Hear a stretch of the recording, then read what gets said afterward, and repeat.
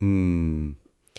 क्या हो अगर एक बहुत ही आधुनिक और मतलब पूरी तरह से लॉजिकल सरकार आधिकारिक तौर पर ये मान ले कि भूत प्रेत और शाप सच में होते हैं। ये तो बहुत ही अजीब स्थिति होगी। बिल्कुल, मतलब सोचिए, हम एक ऐसे युग में जी रहे हैं जहां हमारे पास हर चीज का एक वैज्ञानिक स्पष्टीकरण है ना। सैटेलाइट्स हैं, आर्टिफिशियल इंटेलिजेंस है।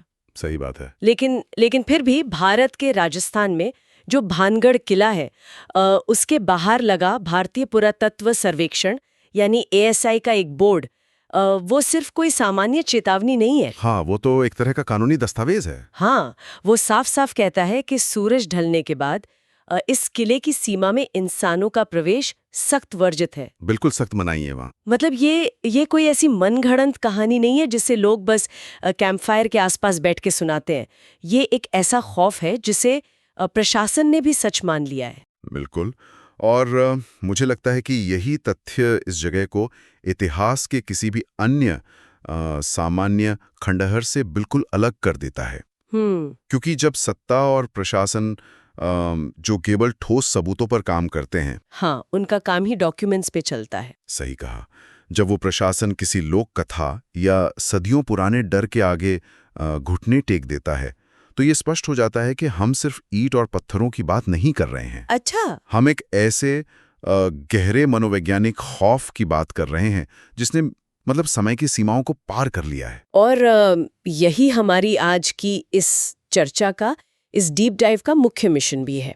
हम भानगढ़ किले की कहानी से जुड़े उन अहम लिखित स्रोतों और ऐतिहासिक दस्तावेजों की गहराई में उतरने वाले हैं, जो इस जगह की इस पूरी खौफनाक पहेली को बुनते हैं। हम सिर्फ ये नहीं जानेंगे कि किंवदंतियां क्या कहती हैं, बल्कि हम उस क्यों और कैसे को डिकोड करेंगे। बिल्कुल। कि कैसे एक इंसान का अनियंत्रित जुनून, उसका एक तरफा प्यार और काले जादू का प्रयोग एक पूरे के पूरे आबाद शहर की बर्बादी का कारण बन गया। ये वाकई एक बेहद दिलचस्प विश्लेषण होने वाला है, क्योंकि इस कहानी में इतिहास, जनश्रुति, मानव मनोविज्ञान और जो सामूहिक डर होता है, ये सभी चीजें एक साथ एक ही बिंदु पर आकर मिल जाती हैं। हाँ, सब कुछ एक साथ जुड़ जाता है।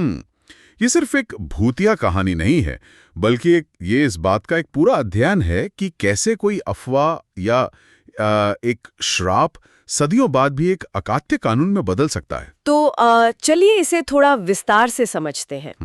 भानगढ़ की इस रहस्यमयी और खौफनाक रात की सच्चाई को समझने के लिए हमें सबसे पहले उस शुरुआती बिंदु की ओर लौटना होगा जहां से इस श्राप की जड़ें पनपी। बिल्कुल, शुरुआत में जाना होगा। जो स्रोत हमारे सामने हैं, वे इस कहानी की शुरुआत किसी बड़े सैन्य युद्ध या खजाने की लूट से नहीं करते। नहीं, ऐसा कुछ नहीं था। वो शुरुआत करते हैं एक बहुत ही खतरनाक और अंधेरी इंसानी भावना से, जुनून।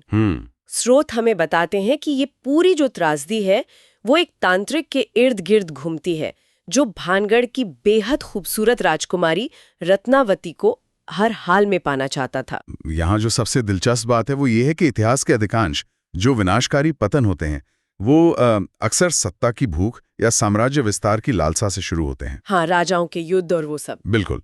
लेकिन भानगढ़ के मामले में स्रोत बहुत स्पष्ट हैं कि यह पूरी तरह से एक व्यक्तिगत, एक तरफा और जुनूनी लालसा का परिणाम था। एक इंसान का पागलपन। हाँ, तांत्रिक का यह जुनून प्रेम तो बिल्कुल नहीं था, ये नियंत्रण स्थापित करने की एक विकृत इच्छा थी।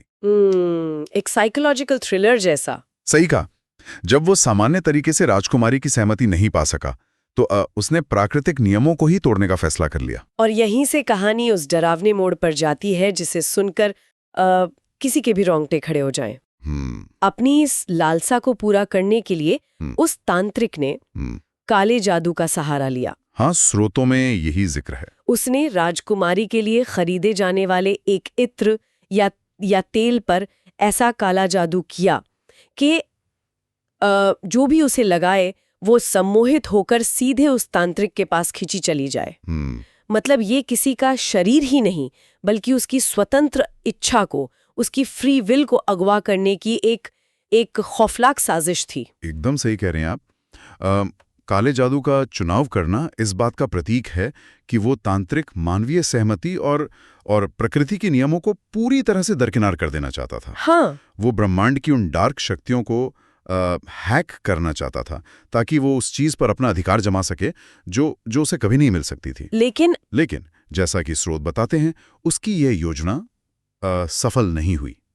राजकुमारी को उस जादुई षड्यंत्र का आभास हो गया और उसने वो जो सम्मोहित तेल था वो एक बड़े पत्थर पर फेंक दिया। लेकिन रुकिए, यहाँ मुझे एक सवाल पूछना है। जी पूछें। स्रोत कहता है कि वो तेल पत्थर पर गिरा और काली जादू के प्रभाव के कारण वो भारी भरकम पत्थर खुद ब खुद लुढ़कता हुआ गया और उसने तांत्रिक को कुचल दिया। हाँ, कहानी ऐसा ही कहती है। क्या हम वाकई इसे शाब्दिक अर्थ में ले रहे हैं? मतलब ये सोचना कितना अजीब है कि एक व्यक्ति का अहंकार और उसका वो रहस्यमयी जादू जिसे वो अपनी सबसे बड़ी ताकत समझता था, उसी के पतन का कारण बन गया। बिल्कुल। ये जो चाल का उल्टा पड़ना है, ये वास्तव में कैसे काम करता है? ये एक बहुत ही शानदार सवाल है। अगर हम इसे बड़े परिप्रेक्ष्य में देखें तो इसे हम एक तरह के कलेक्टिव नोसीबो इफेक्ट के रूप में या मनोवैज्ञानिक प्रतीकात्मकता के रूप में समझ सकते हैं। कलेक्टिव नोसीबो इफेक्ट, ये क्या होता है? नोसीबो इफेक्ट वो होता है जहां आपकी नकारात्मक उम्मीदें वास्तव में नकारात्मक परिणाम पैदा कर देती हैं। अच्छा, मतलब प्लेसिबो का उल्टा? एकदम सही। तांत्रिक ने जिस नियंत्रण और विनाशकारी ऊर्जा को आमंत्रित किया था वो इतनी अस्थिर थी कि वो खुद ही उसी का शिकार हो गया। भौतिक दृष्टिकोण से देखें तो हो सकता है कि राजकुमारी के प्रहरियों ने उसे सजा दी हो, लेकिन स्रोतों और किंवदंतियों ने इसे इस तरह दर्ज किया कि उसका अपना ही जादू उस पर भारी पड़ गया। ये कहानी का वो हिस्सा है जो ये स्थापित करता है कि जब आप प्रकृति के खिलाफ जाते हैं तो प्रकृति उतनी ही क्रूरता से पलटवार करती है। वाह, ये नजरिया इस घटना को बहुत अच्छी तरह से स्पष्ट करता है। यानी वो तांत्रिक जिस भ्रम में जी रहा था कि वो ब्रह्मांडीय नकारात्मक शक्तियों का स्वामी बन सकता है, वही शक्तियां उसका काल बन गईं। बिल्कुल। लेकिन बात यहीं खत्म नहीं होती। यहाँ बात सच में बहुत रोचक हो जाती है। हाँ। स्रोत के मुताबिक अपनी मौत के बिल्कुल करीब उस तांत्रिक ने हार नहीं मानी। उसने कोई पछतावा नहीं किया। बिल्कुल नहीं। इसके बजाय कुचलते हुए और अपनी आखिरी सांसें गिनते हुए उसने पूरे भानगढ़ शहर को एक भयानक श्राप दे दिया कि वो शहर और वहां के लोग पूरी तरह से बर्बाद हो जाएंगे। और यहीं पर ये कहानी एक व्यक्तिगत त्रासदी से एक सामूहिक विनाश में बदल जाती है। वो जो श्राप था, अगर तुम मेरी नहीं हो सकती तो ये शहर भी किसी का नहीं रहेगा, ये मानसिकता का सबसे चरम और विषैला रूप था। लेकिन एक मिनट, ये वो बिंदु है जहां मुझे स्रोतों पर थोड़ा संदेह होता है। कैसा संदेह? मैं समझ सकती हूँ कि तांत्रिक मर गया। मैं ये भी समझ सकती हूँ कि उसने मरते हुए गुस्से में कुछ नफरत भरे शब्द कहे होंगे। लेकिन क्या हम सच में ये मान रहे हैं कि एक मरते हुए आदमी के कुछ शब्द बोलने से ईंट और पत्थर की इतनी मजबूत इमारतें गिर गईं? ये एक वाजिब सवाल है। मतलब एक पूरी बसती हुई सभ्यता जहां हजारों लोग रहते थे, बाजार थे, जीवन था, वो सब सिर्फ एक श्राप के कारण रातों रात खंडहर में कैसे बदल सकता है? स्रोत इस तबाही के पीछे की कोई भौतिक वजह क्या बताते हैं? आपका ये संदेह बिल्कुल वाजिब है